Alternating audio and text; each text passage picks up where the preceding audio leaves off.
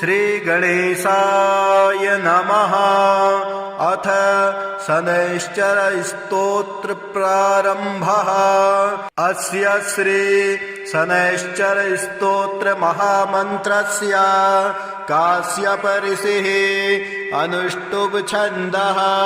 श्री शनैश्चरो देवता संबीजं नम शक्तिः मम कीलकं शनैश्चर प्रसाद सिद्ध्यर्थे जपे विनियोगः करन्यासः।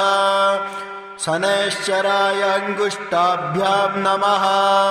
मंदगतये तर्जनीभ्यां नमः। अधोक्षजाय मध्यमाभ्यां नमः। सौराय अनामिकाभ्यां नमः। शुष्कोदराय कनिष्ठिकाभ्यां नमः। छायात्मजाय करतलकरपिष्टाभ्यां नमः। अंगन्यासः। शनैश्चराय हृदयाय नमः। मंदगतये शीर्षे स्वाहा। अथोक्षजाय शिखायै वसट। सौराय कवचाय हुं। शुष्कोदराय नेत्राय वसट। छायात्मजाय अस्त्राय फट। भूर्भुवस्वरोमिति दिग्बन्धः ध्यानम्। चापासनो गृद्धरथस्तु नीलः। प्रत्यङ्मुखकाश्यपगोत्रजातः। शशूलचापेषु गदाधरोऽभ्यां। सौराष्ट्रदेशप्रभवश्च सौरिः। नीलाम्बरो नीलवपुः किरीटे। गृध्रासनस्थो विकृताननश्च। केयूरहारादिविभूषिताङ्गः। सदास्तु मे मन्दगते प्रसन्नः। शनैश्चराय शान्ताय सर्वाभीष्टप्रदायिने नमः। सर्वात्मने तुभ्यं नमो नीलाम्बराय च। द्वादशाष्टमजन्मानि द्वितीयान्तेषु राशिषु।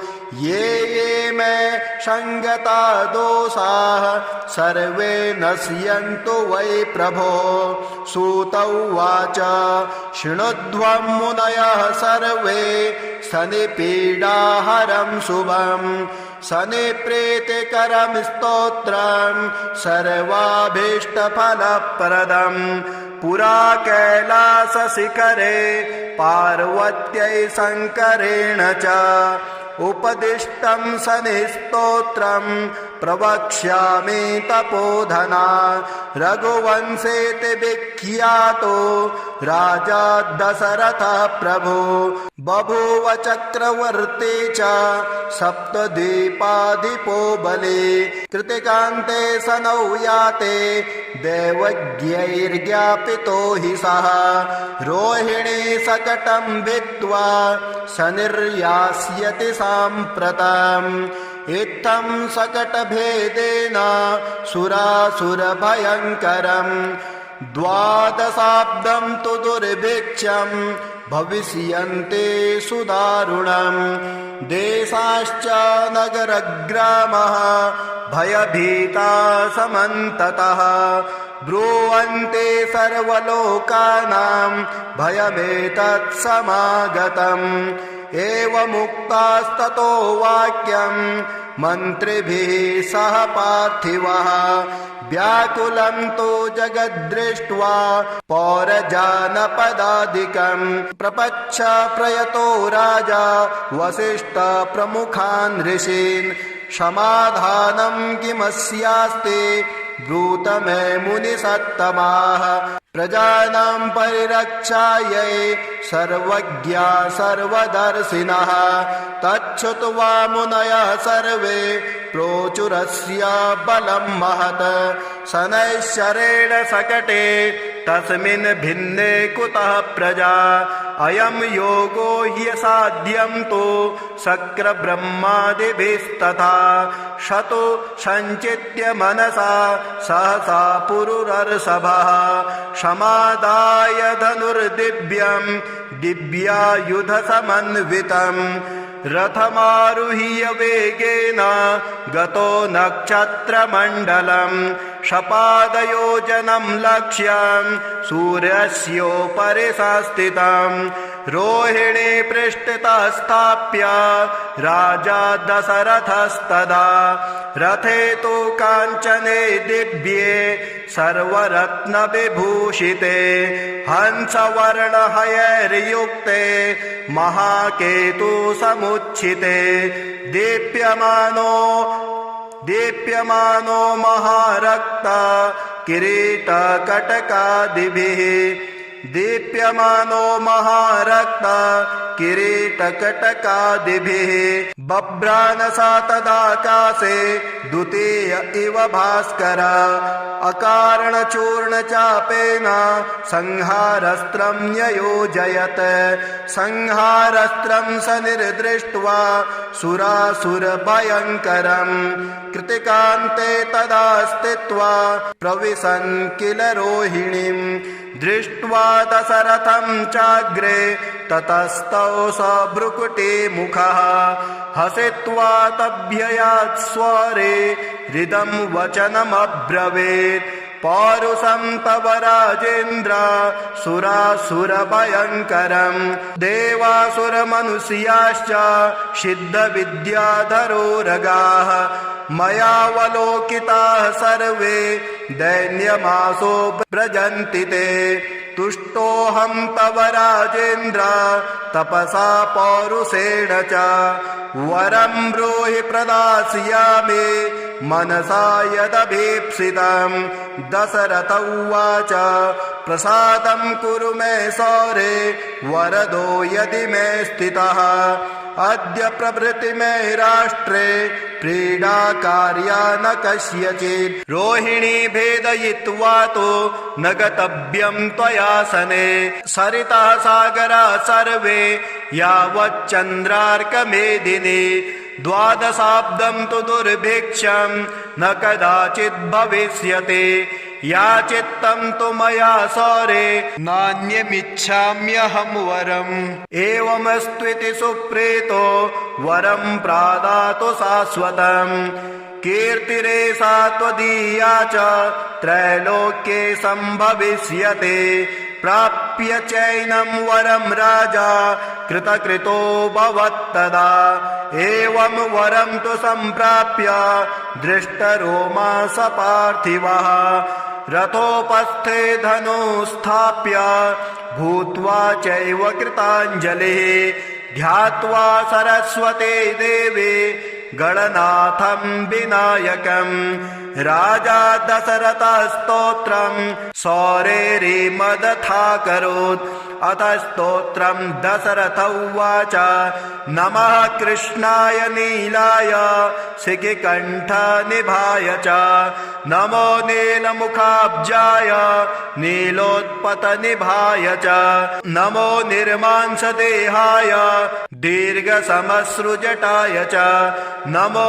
विशालनेत्राय शुष्कोदरभयानक नमः पुरुषनेत्राय स्थूलरोणे नमो नमः नमो नित्यं क्षुधार्थाय अतृप्ताय नमो नमः नमो दीर्घाय शुष्काय कालदृष्टाय ते नमः नमस्ते घोररूपाय दुर्निरीक्षाय ते नमः नमो घोराय रौद्राय भीषणाय करालिने नमस्ते सर्वभक्षाय वलिमुख नमोऽस्तु ते सूर्यपुत्र नमस्तेस्तु भास्करो भयदायिने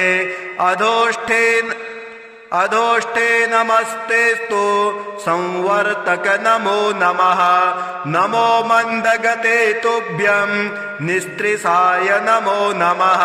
नमो दुस्सहदेहाय नित्ययोगरताय च ज्ञानदृष्टे नमस्तेस्तु कश्यपात्मजसूनवे। तुष्टो ददासि त्वं राज्यं क्रुद्धो हरसि तत्क्षणात्। देवासुरमनुष्याश्च सिद्धविद्याधरोरगाः त्वयावलोकिताः सर्वे दैन्यमासो व्रजन्ति ते। ब्रह्मा शक्रो यमश्चैव ऋषयः सप्तसागरः राज्यभ्रष्टा भवन्तेह तव दृष्ट्यावलोकिता। देशाश्च नगरग्रामः दीपाश्च गिरयस्तथा सरितः सागराः सर्वे नाशं नश्यन्ति समूलतः। प्रसादं कुरु मे सौरे वरदोषे महाबल इति स्तोत्रम्। एवमुक्तास्तदा सौरिः ग्रहराजो महाबलः अब्रवीच्च सनिर्वाक्यं दृष्टरोमा सभास्करिः। सनिर्वाच तुष्टोऽहं तव राजेन्द्र स्तोत्रेणानेन सुब्रत। वरं ब्रूहि प्रदास्यामि मनसा यदि भीप्सितं। दशरथ उवाच प्रसन्नो यदि मे सौरे पीडा कुरु न कस्यचित्। देवासुरमनुष्याणां पशुपन्नगपक्षिणां। सनिर्वाच ग्रहणाश्च ग्रहाज्ञेया ग्रहापीडाकरा स्मृताः। अदेयोऽपि वरोऽस्माभिः तुष्टोऽहं तु ददामि ते। देवासुरमनुष्याश्च सिद्धविद्याधरोरगाः पशुपक्षी मृगाः वृक्षा पीडा मुञ्चन्तु सर्वदा। त्वया प्रोक्तमिदं स्तोत्रं या पठेद्दिह मानवः। एककालं क्वचित् कालं पीडा मुञ्चापि तस्य वै। मृत्युस्थाने गतो वापि जन्मव्ययगतोऽपि वा। पठन्ते श्रद्धया युक्तः शुचिः स्नात्वा समाहितः। समिपत्रे सभर्यश्च प्रतिमां लोहजा मम। माशौदानं तिलैर्मिश्रं दद्याल्लोहं तु दक्षिणां। कृष्णाङ्गं महिषं वस्त्रं मानुद्दिश्य द्विजातये। मदिने तु विशेषेण स्तोत्रेणानेन पूजयेत्। पूजयित्वा जपेत् स्तोत्रं भुक्त्वा चैव कृताञ्जलिः। तस्य पीडां न चैवाहं करिष्यामि कदाचन। गोचरे जन्मलग्ने वा दशास्वन्तर्दशासु च। रक्षामि सततं तस्य पीडास्वनग्रहस्य च। अनेनैव प्रकारेण पीडामुक्तं जगद्भवेत्। सूत उवाच वरद्वयं तु सम्प्राप्य राजा दशरथस्तदा। मेने कृतास्थमात्मानं नमस्कृत्य शनैश्चरम्। शनिना चाभ्ययुज्ञातः स्वस्थानं गमत् नृपः। स्वस्थानं च ततो गत्वा प्राप्तकामो भवत्तदा। कोणः शनैश्चरो मन्दः छाया हृदयनन्दनः।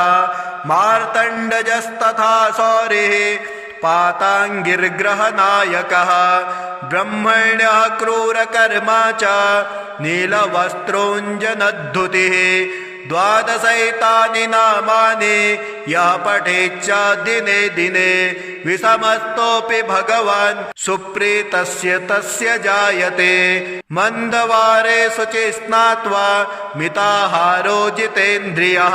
तद्वर्णकुसुमैर्युक्तं सर्वाङ्गं द्विजसत्तमाः। पूरयित्वान्नपान्नादये स्तोत्रं यः प्रयतः पठेत्। पुत्रकामो लभेत् पुत्रं धनकामो लभेत् धनं।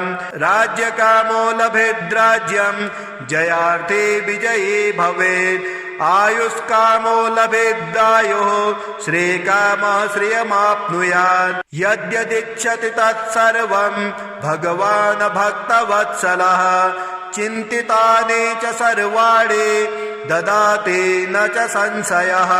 नवग्रहकवचम् ब्रह्मोवाच शिरो मे पातु मार्तण्डो कपालं रोहिणीपतिः मुखमङ्गारकः पातु कण्ठश्च शशिनन्दनः बुद्धिं जीवा सदा पातु हृदयं भृगुनन्दनः जठरश्च शनिः पातु जिह्वां मेदितिनन्दनः पादौ केतुः सदा पातु वारा सर्वाङ्गमेव च तिथियोष्टौ दिशः पातु नक्षत्राणि वपुः सदा अंशौ राशिः सदा पातु योगाश्च स्थैर्यमेव च गुह्यं लिङ्गं सदा पान्तु सर्वे ग्रहा शुभप्रदा अणिमादीनि सर्वाणि लभते यः पठेत् ध्रुवम् एतां रक्षां पठेद्यस्तु भक्त्या स प्रयता सुधे सचिरायो सुखे पुत्रे रणे च विजयी भवेत् अपुत्रो लभते पुत्रं धनार्थे धनमाप्नुयात् दारार्थे लभते भार्यां सुरूपां सुमनोहरम् रोगी रोगात् प्रमुच्येत बद्धो मुच्येत बन्धनात् जले स्थले चान्तरिक्षे कारागारे विशेषतः यः करे धारये नित्यं भयं तस्य न विद्यते ब्रह्महत्या सुरापानां तेयं गुरुवर्गनागमः सर्वपापै प्रमुच्येत कवचस्य च धारणात् नारे वामभुजे धृत्वा सुखैश्वर्यसमन्विताः काकबन्ध्या जन्मबन्ध्या मृतवत्स्या च या भवेत् वैयपत्या जीववत्स्या कवचस्य प्रसादतः। ॐ श्रीगणेशाय नमः। अथ शनैश्चर स्तोत्र प्रारम्भः। अस्य श्री शनैश्चर स्तोत्र महामन्त्रस्य काश्यप ऋषिः अनुष्टुप् छन्दः। श्री शनैश्चरो देवता संबीजं नं शक्तिः मम कीलकं शनैश्चर प्रसाद सिद्ध्यर्थे जपे विनियोगः करन्यासः। शनैश्चराय अंगुष्ठाभ्यां नमः। मंदगतये तर्जनीभ्यां नमः। अधोक्षजाय मध्यमाभ्यां नमः। सौराय अनामिकाभ्यां नमः। शुष्कोदराय कनिष्ठिकाभ्यां नमः। छायात्मजाय करतलकरपिष्टाभ्यां नमः। अंगन्यासः। शनैश्चराय हृदयाय नमः। मंदगतये शीर्षे स्वाहा। अथोक्षजाय शिखायै वसट। सौराय कवचाय हुं। शुष्कोदराय नेत्राय वसट। छायात्मजाय अस्त्राय फट। भूर्भुवस्वरोमिति दिग्बन्धः ध्यानम्। चापासनो गृद्धरथस्तु नीलः। प्रत्यङ्मुखकाश्यपगोत्रजातः।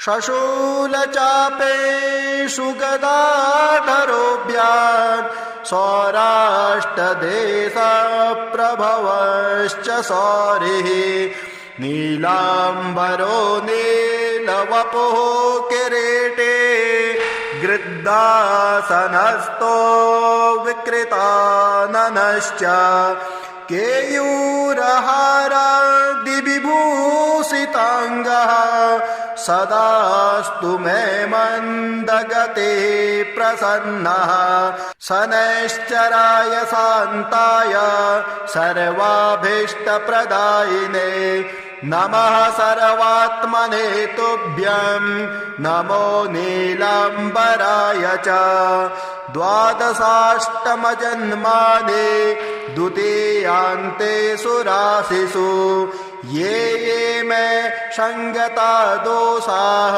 सर्वे नश्यन्तु वै प्रभो सूत उवाच शृणुध्वं मुनयः सर्वे शनिपीडाहरं शुभं शनिप्रीतिकरं स्तोत्रं सर्वाभीष्टफलप्रदं पुरा कैलासशिखरे पार्वत्यै शङ्करेण च उपदिष्टं शनिस्तोत्रं प्रवक्ष्यामि तपोधना रघुवंशेति विख्यातो राजा दशरथः प्रभु बभूव चक्रवर्ती च सप्तद्वीपाधिपो बली कृतिकान्ते शनौ याते दैवज्ञैर्ज्ञापितो हि सः रोहिणी शकटं भित्त्वा शनिर्यास्यति साम्प्रतम् इत्थं शकटभेदेन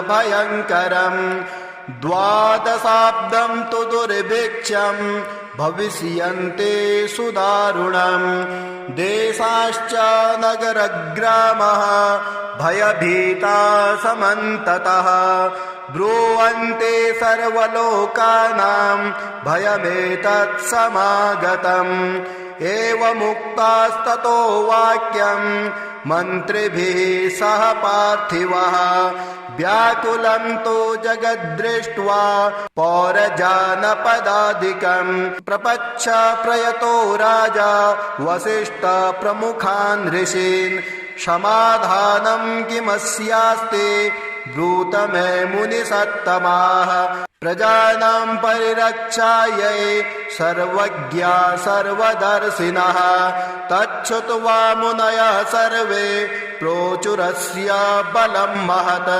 शनैश्चरेण शकटे तस्मिन् भिन्ने कुतः प्रजा अयं योगो ह्यसाध्यं तु शक्रब्रह्मादिभिस्तथा शतो सञ्चित्य मनसा सहसा पुरुरर्षभः समादाय धनुर्दिव्यं दिव्यायुधसमन्वितं रथमारुह्य वेगेन गतो नक्षत्रमण्डलं शपादयोजनं लक्ष्यं सूर्यस्योपरि संस्थितं रोहिणी पृष्ठतः स्थाप्य राजा दशरथस्तदा रथे तु काञ्चने दिव्ये सर्वरत्नविभूषिते हंसवर्णहयैर्युक्ते महाकेतु समुच्छिते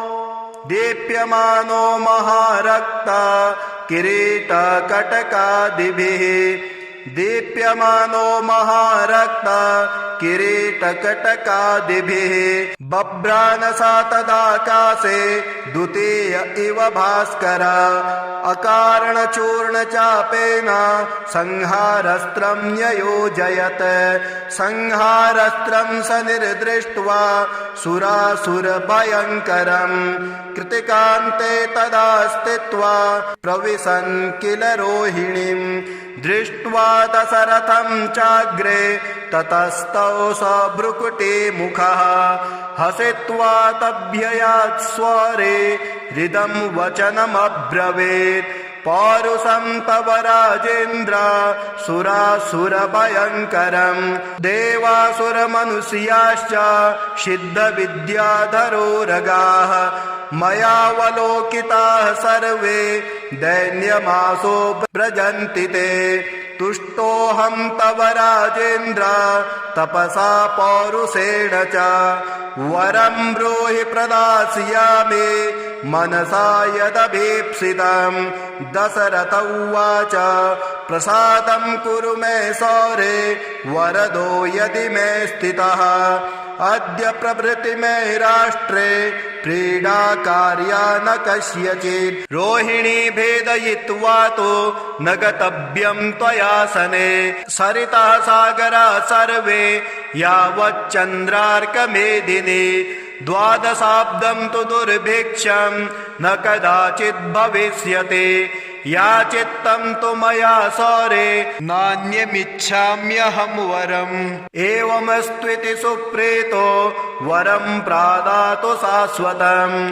कीर्तिरेषा त्वदीया च त्रैलोक्ये सम्भविष्यते प्राप्य चैनं वरं राजा कृतकृतो भवत्तदा एवं वरं तु सम्प्राप्य दृष्टरोमा स पार्थिवः रथोपस्थे धनुस्थाप्य भूत्वा चैव कृताञ्जलिः ध्यात्वा सरस्वते देवे गणनाथं विनायकं राजा दशरथस्तोत्रं सौरेरिमदथाकरोत् अथ स्तोत्रं दशरथ उवाच नमः कृष्णाय नीलाय शिखिकण्ठनिभाय च नमो नीलमुखाब्जाय नीलोत्पतनिभाय च नमो निर्मांसदेहाय दीर्घसमश्रुजटाय च नमो